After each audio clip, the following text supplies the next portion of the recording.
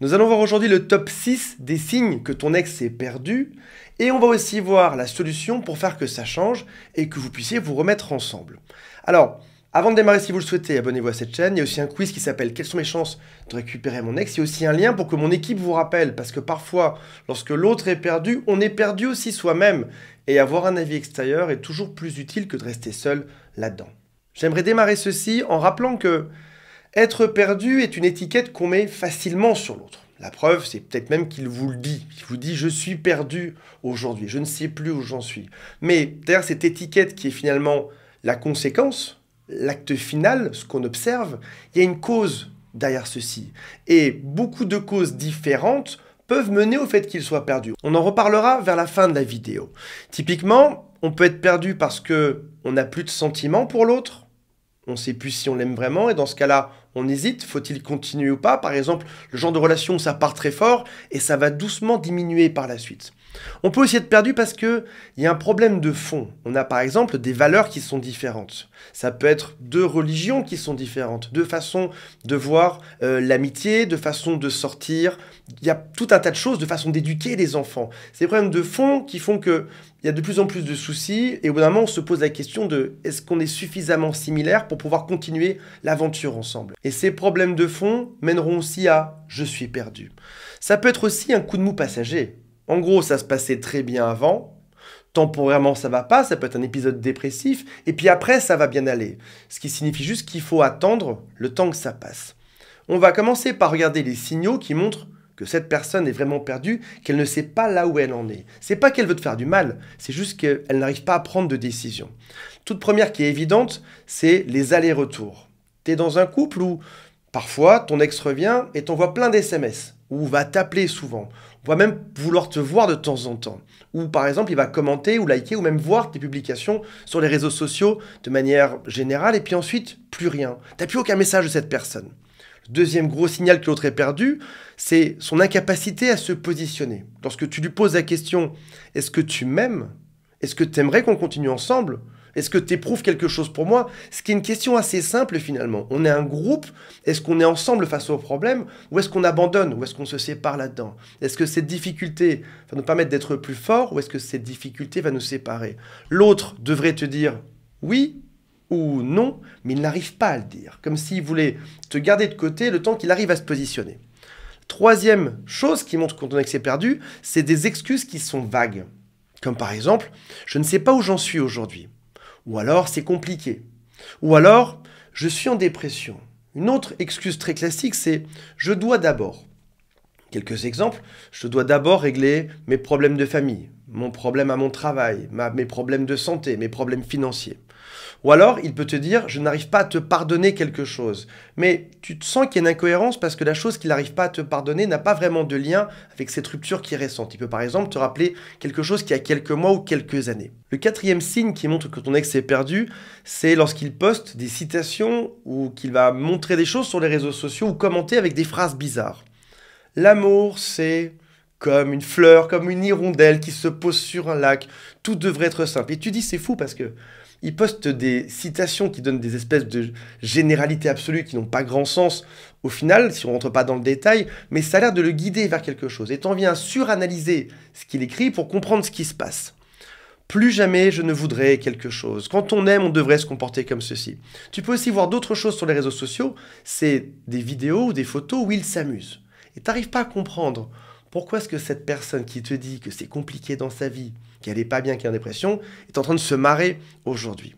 Une autre chose qui montre que ton ex est perdu, ça peut être aussi la peur de souffrir si jamais ils reviennent. Ça peut être de souffrir vis-à-vis d'eux-mêmes. Si jamais il n'est pas amoureux et qu'il revient, il souffrira, il se met dans une relation où il n'est pas suffisamment amoureux pour être épanoui, pour être heureux. Ça peut être aussi une forme de confusion dans son cerveau. Il ne sait pas exactement si aujourd'hui c'est une dépendance affective qu'il a vis-à-vis de toi ou alors un manque d'amour. Tu peux aussi être bloqué, par exemple sur WhatsApp ou par SMS, puis être débloqué, ça alterne. Un peu comme si de temps en temps ils se disent que tu es la bonne option et puis au bout de quelques jours ils se disent que non, tu n'es pas du tout la bonne option. Alors, pour faire une solution qui fasse que ça change enfin, il faudrait que je connaisse parfaitement votre histoire. C'est pour ceci qu'on a un réseau C'est pour ceci que j'ai toute une équipe d'experts, de coachs. Si vous souhaitez plus d'enseignements, il y a un lien qui est juste en dessous qui vous aiderait à comprendre précisément ce qui s'est passé et comment faire pour que ça s'arrange au mieux selon votre situation. Je vais vous donner des solutions qui sont généralistes, c'est-à-dire que quelle que soit la situation, que ton ex soit en dépression, qu'il y ait moins d'amour, qu'il ait un doute dans sa vie, qu'il ne sache plus où il en est, que ce soit temporaire ou un problème de fond, ces solutions, dans tous les cas, elles fonctionnent même si elles sont généralistes. La toute première solution, c'est de montrer du calme et de l'apaisement. Je sais que c'est pas facile, parce que dans cette équation, tu as l'impression d'être celui ou celle qui est en train de courir après l'autre. Et tu te dis que sa position est plus simple. Lui, pour être heureux, il suffirait juste qu'il te rappelle que vous vous mettiez en couple, que vous donniez une chance à l'histoire. Mais a priori, il n'a pas envie. Et du coup, tu souffres d'autant plus. Et ce que je te demande est dur. C'est d'arriver à montrer du calme, en tout cas à le simuler, dans la pire position que tu pourrais être aujourd'hui. Tu es en rupture amoureuse, tu attends sa décision. Et en plus, il te laisse espérer parce que ses allers-retours, son indécision, te met comme une vie entre parenthèses. Tu as l'impression d'être plus que ton ombre. Donc tu attends tout ceci et je te demande de montrer du calme. En tout cas, c'est ce qu'il faut faire. Sache que chaque jour qui passe peut te permettre de retrouver du calme. Il y a aussi quelque chose d'important à considérer aujourd'hui. C'est que certaines personnes peuvent dire « je suis en dépression, je vais mal ». Mais plus tu répètes ces phrases et plus tu seras en dépression, plus tu iras mal. Admettons que tu ailles voir tes amis ce soir pour boire un café à une terrasse. Et tu leur dis « je vais mal, je suis en dépression ». Tu es en train de renforcer ton propre état. Ça va déjà pas, mais tu confirmes que ça va pas. En réalité, je vais te dire quelque chose qui est efficace à 100%. Tu peux dire dès maintenant « je ne souffrirai plus. À partir d'exactement ce moment actuel, je vais aller mieux. Il ne tient qu'à moi de décider d'aller bien ou d'aller mal. » La deuxième solution, c'est de montrer qu'on sait ce qu'on veut. Toi, mon coco, tu es en train d'osciller, tu sais pas, t'hésites, tu as des doutes, tu résous des choses, t'es pas bien. Moi, je sais exactement ce que je souhaite. Je pense qu'on devrait se remettre ensemble, en tout cas on devrait essayer, mais en tout cas je respecte ta décision. Si toi tu penses qu'on ne doit pas être ensemble, je fais comme toi tu souhaiteras. Parce que pour faire un couple, il faut être deux. Pour résoudre les problèmes, il faut être deux aussi. Je ne peux pas porter seul le fait de réparer tout ceci. On s'est mis à deux là-dedans, on doit réparer ça à deux. Moi, je te dis que j'ai une bonne motivation pour ceci. Je suis prêt à me battre pour ça.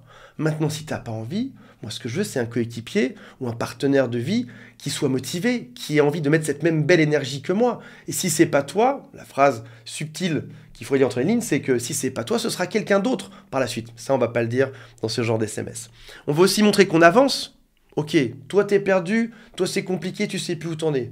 Moi, je vais avancer sans jalousie, sans haine vis-à-vis de toi, sans vouloir poster des choses qui te feront réagir sur les réseaux sociaux. Moi, j'avance dans ma vie parce que je sais ce que je veux. Ce que je veux, c'est être heureux en couple. Ce que je veux, c'est que ça se passe bien dans ma vie. Je veux aimer quelqu'un qui m'aimera tout autant que moi je l'aimerai. Et pour finir, ce que tu peux faire, c'est aussi être un peu plus direct en jouant par exemple la carte de la naïveté.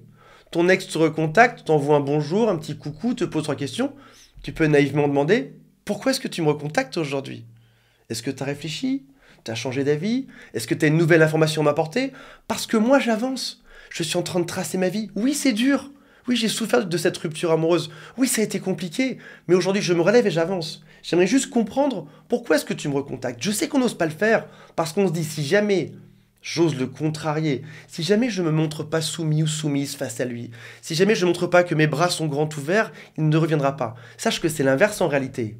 Moi, j'avance. Je trace ma route. Pourquoi est-ce que tu reviens? C'est un discours qui est gentil au passage. C'est pas arrête de me contacter tant que t'as pas une position claire. Non, c'est je suis juste surpris que tu me contactes. Tu m'as dit il y a 2 semaines que t'hésitais, que tu savais plus où t'en étais. Est-ce que quelque chose a changé dans ta vie? Où est-ce que t'en es? Quels sont tes sentiments? Quelle est ta position vis-à-vis de notre couple? À partir d'aujourd'hui, j'ai une bonne nouvelle pour vous. Vous êtes heureux. Vous êtes bien dans vos baskets. Vous avez décidé d'avancer. Il n'y a plus d'animosité, il n'y a plus de méchanceté, il n'y a même plus de ragot sur votre ex qui a fait ci, qui a fait ça, lorsqu'on voit nos copains et nos copines. Non, non, vous décidez d'avancer là-dedans. Et si jamais, dans cette espèce de grand wagon que vous lancez, dans cette locomotive qui va aller de plus en plus vite, si jamais il a envie de rejoindre cette locomotive, de raccrocher ses wagons aux vôtres, dans ce cas, peut-être qu'il sera accepté.